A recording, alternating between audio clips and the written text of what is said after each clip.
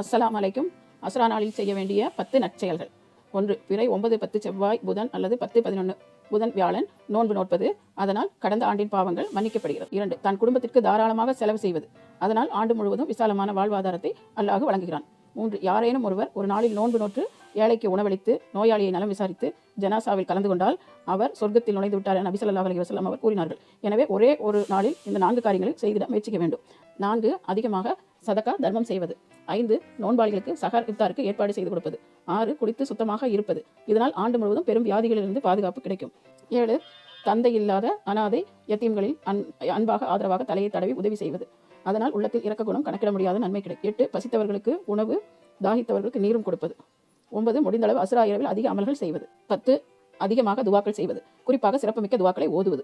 நமது அமல்களை அல்லாஹ் கபூல் செய்து நிரந்தரமான நிலையான ஈமானையும் நல் அமல்களையும் அஃபு என்னும் மன்னிப்பையும் ஆஃபியத் என்னும் ஆரோக்கியத்தையும் நம் அனைவருக்கும் அருள்வானாக.